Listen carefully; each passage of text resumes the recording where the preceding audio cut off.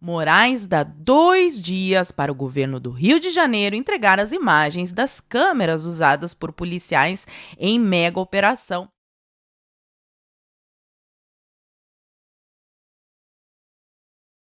Pois bem, meus amigos, quando eu digo que a Flop 30 é um surto geral, não é nenhum exagero da minha parte. Ontem foi o primeiro dia oficial do evento e foi um desastre completo. Foi tão desastroso que até eu fiquei impactada. E olha que de algo vindo do PT eu só espero desgraça mesmo. Mas a gente teve incêndio, enchente, roubo de equipamentos e até foragido da justiça trabalhando por lá. E como se já não bastassem as loucuras da Flop 30, nós temos também as já tradicionais loucuras da nossa amada Suprema Corte. Vossa Santidade continua com a síndrome do imperador bananeiro e está fazendo de tudo para avacalhar a mega operação da Polícia do Rio de Janeiro, enquanto a ministra Carmen Brucha foi dar uma entrevista cheia de mimimi feminista e declarações sem noção. Além desses surtos que eu falei para vocês, no vídeo de hoje ainda teremos a lacração do Enem e, obviamente, a implacável perseguição a Bolsonaro que não para nem por um minuto. Então, se você já gostou das pautas, me ajuda a espalhar essas informações. Curte, comenta, compartilha bastante o link desse vídeo nas suas redes sociais, grupos de Face, de Zap, dá uma verificada na tua inscrição, vê se ela continua ativa aqui no canal e se não for inscrito, se inscreve e dá essa moralzinha pra mim. E nós começamos aqui com o mimimi da ministra Carmen Brucha, que deu a seguinte declaração em uma entrevista. O negócio é inacreditável, eu tenho até que trazer aqui a fonte para não ser acusada de fake news. Olha só o que ela disse. Abre aspas para a ministra. A impressão do voto traz insegurança ao eleitor. Ministra alega que o voto impresso pode ser instrumento do crime organizado e diz que o combate às fake news é questão prioritária nas eleições de 2026, e nesse momento sou eu e o meme do John Travolta, assim, por que que uma camada a mais de segurança no nosso processo eleitoral traria insegurança para o eleitor? É um negócio totalmente afirmando o contrário do que é a verdade. E como que o crime organizado iria usar isso? Sinceramente, eu acho que nem ela acredita nisso que ela falou, mas não ficou só por aí, teve mimimi feminista também. Abre aspas para a ministra de novo. As ofensas que recebo são por eu ser mulher e não pela minha conduta. Então, toda vez que a gente lembra daquele voto onde a ministra falou, olha, isso é censura, mas é proibido pela Constituição, mas vamos aqui censurar só um pouquinho o documentário da Brasil Paralelo só até segunda. A segunda-feira que está durando até os dias atuais. Não é porque a ministra rasgou a Constituição, é porque ela é mulher. Será que quando a gente critica o Alexandre de Moraes, também é porque ele é mulher? Sei lá, se sente mulher hoje em dia, né? A pessoa pode ser homem, se sentir mulher, e a gente tem que dizer que é mulher. Porque olha só o que ele está fazendo. O Tagliaferro foi pedir para o Fachin a suspeição de Moraes para julgá-lo. Advogados alegam inimizade e cerceamento de defesa após Moraes negar sustentação oral presencial em julgamento virtual do STF. Caso você não lembre, o Tagliaferro expôs as maracutaias que eram feitas lá naquele órgão de censura que o Alexandre de Moraes criou no STF. São conversas criminosas que inclusive mostram a adulteração de documentos feitas pela equipe do Alexandre de Moraes. Aí é feita a denúncia e quem vai investigar o Moraes? O próprio Moraes. Então, assim, já é absurdo ele ter que pedir uma suspeição, porque obviamente ele é suspeito desde o início, né? E em vez de investigar os crimes que foram denunciados, eles vão investigar o Tagliaferro.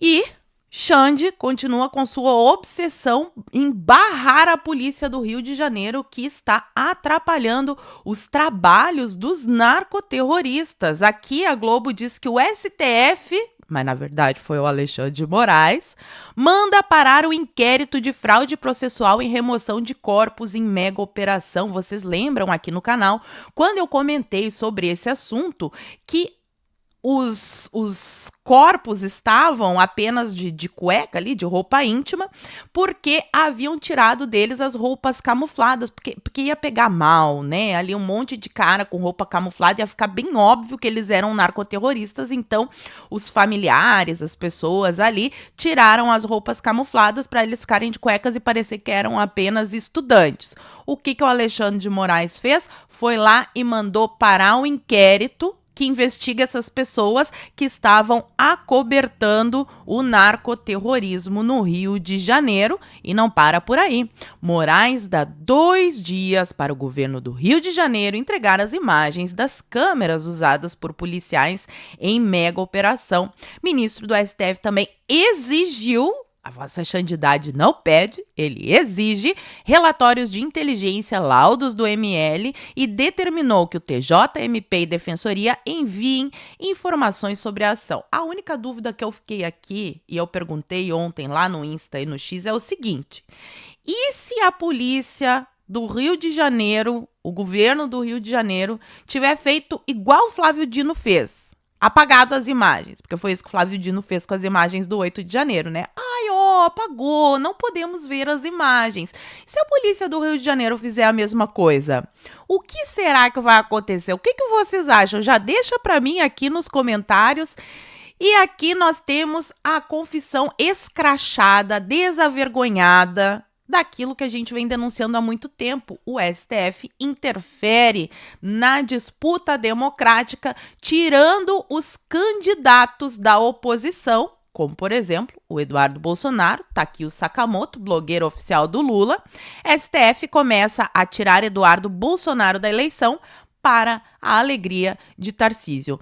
Eu não sei se o Tarcísio fica feliz com isso, mas com certeza é para a alegria do PT e dos Faria Limers, porque eles não querem ninguém realmente de oposição disputando a eleição de 2026. E a gente encerra essa pauta aqui com o presidente da Câmara fazendo esse texto no X como se fosse a coisa mais normal do mundo. Olha só. Acabo de sair do Supremo Tribunal Federal, onde participei de uma reunião para discutir a pauta da segurança pública. Discutir a pauta da segurança pública com quem? O vice-presidente do STF, o Xande, né? O PGR, que é o Carimbador-Geral da República, o Gonê, e 27 procuradores de estado do país. Eu, na minha inocência, achava que a pauta da segurança pública e a legislação eram discutidas no Legislativo, lá no Congresso, Câmara dos Deputados, no Senado, lá que é o lugar das pessoas que receberam voto para representar os interesses do povo, debatem as leis. O judiciário não faz leis. Pelo menos não numa democracia. Só que aqui no Brasil eles falam isso assim. Ah, eu estava discutindo leis com a STF para ver se o judiciário vai deixar a gente trabalhar aqui no Congresso. Foi o que eu entendi do tweet do seu Hugo Moita. E agora vamos para o surto geral da Flop 30. Vocês estão preparados? Se prepare, porque a coisa é forte. Começamos aqui com um discurso de abertura do Lula, que é... Eu não vou passar para vocês, porque eu sei que vocês nem gostam de ouvir a voz dele. Ele falou um monte de besteira, mas eu quero pensar aqui alguns trechos importantes para contextualizar. Lula discursa na abertura e diz que é preciso impor derrota aos negacionistas. Aí ele fez um blá blá blá, que o Brasil precisa acabar com as guerras e que o clima, blá, blá, blá, blá, blá, blá. Mas o que eu quero destacar é isso aqui. Lula diz o seguinte, abre aspas. Fazer a COP aqui é um desafio tão grande quanto acabar com a poluição no planeta Terra.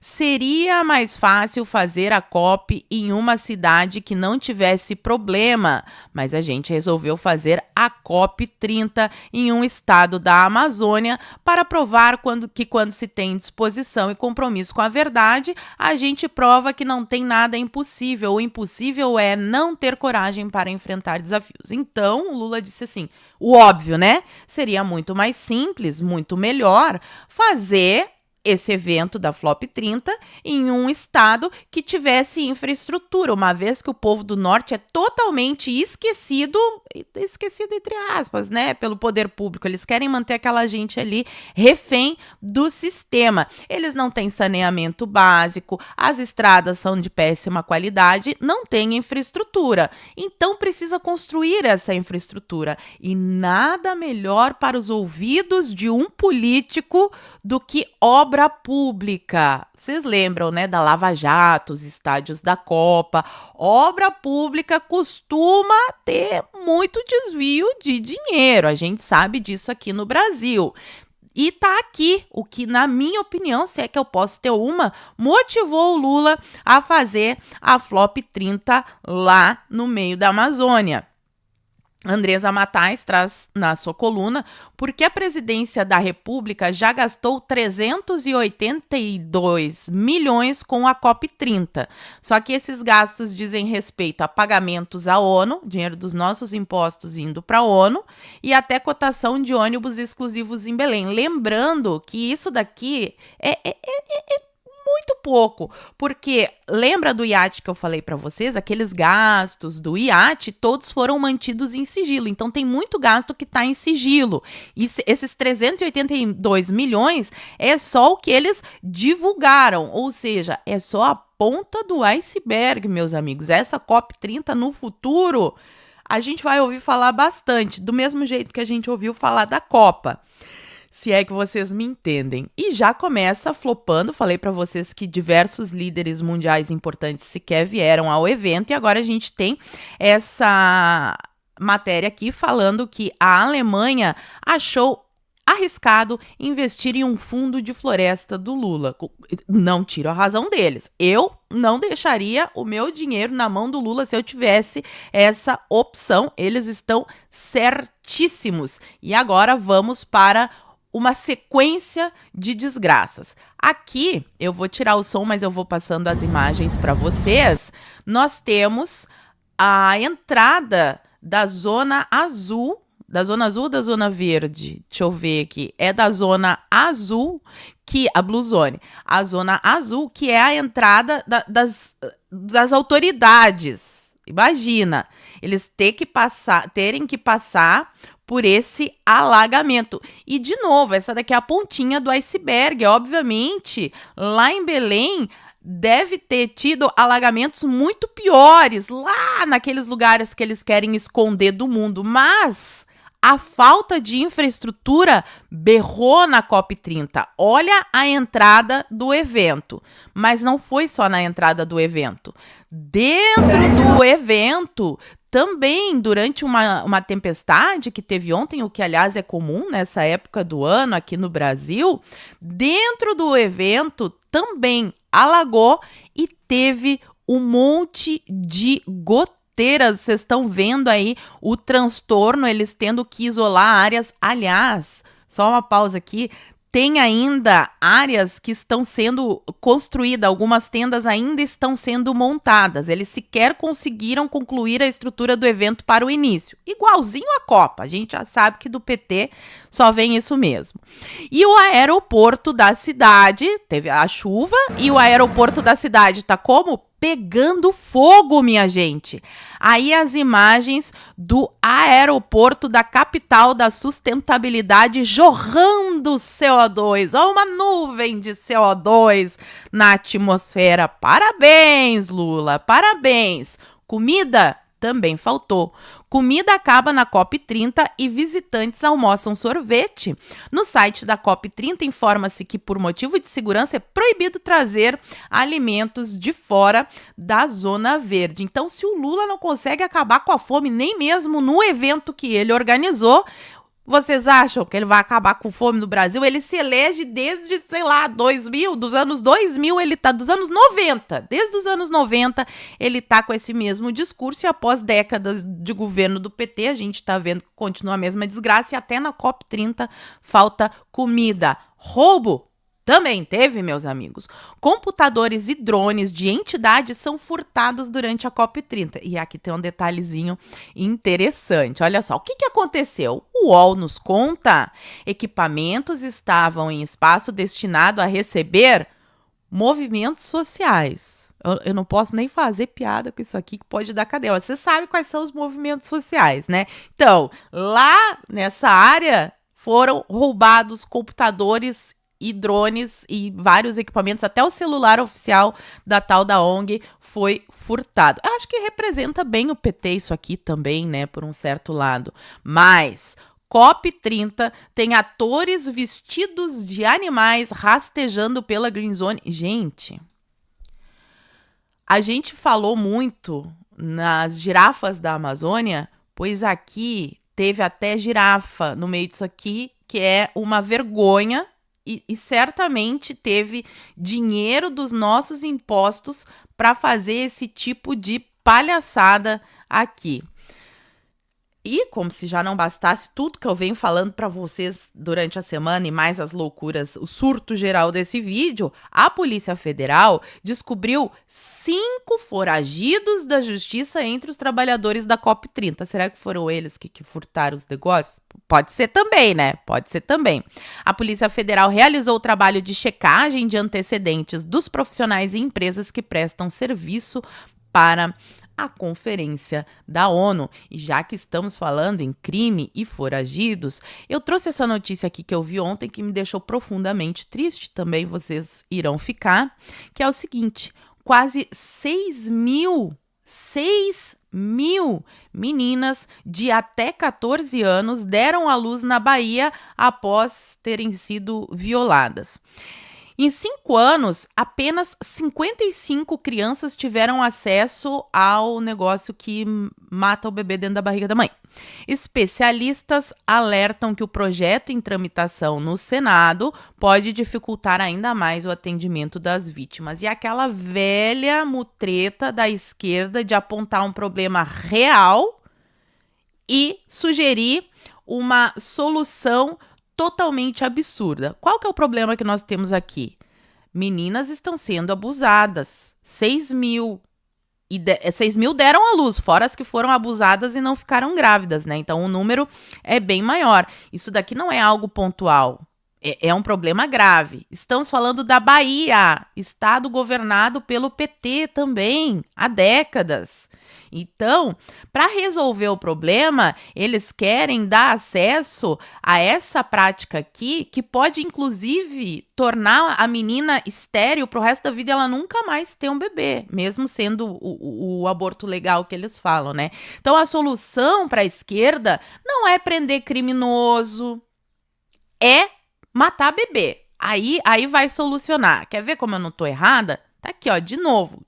A polícia prende, a justiça solta. Eu falei para você sobre a cidade fantasma do Ceará, onde as pessoas estão abandonando as suas casas por causa do crime organizado. Esse crime organizado que o Xande tá fazendo mimimi com relação à mega operação. Lá no Ceará, o tribunal soltou o traficante que expulsou 2.000 moradores. José Vitals, o playboy, foi solto em decisão de setembro passado no TJ do Ceará. Em julho, ele expulsou 2.000 moradores. E aí fica a minha pergunta: dessas 6 mil meninas grávidas, fora as outras que foram abusadas e não ficaram grávidas, esses abusadores, será que tinham alguma passagem pela justiça? Se eu pudesse apostar, eu apostaria dinheiro que sim, há muitos abusos de meninas com menos de 14 anos que seriam evitados se os criminosos ficassem na cadeia e a justiça parasse de fazer isso aqui, soltar bandido. Vamos adiante na pauta. Ontem eu falei sobre o encontro entre Mauro Vieira e Marco Rubio, que será realizado no G7 no Canadá, e eu fiz uma piada que hoje se torna realidade. É uma piadinha, né? Será que essa vai ser uma reunião para marcar outra reunião? Bingo! Gente, é isso mesmo, não estou exagerando. Olha aqui.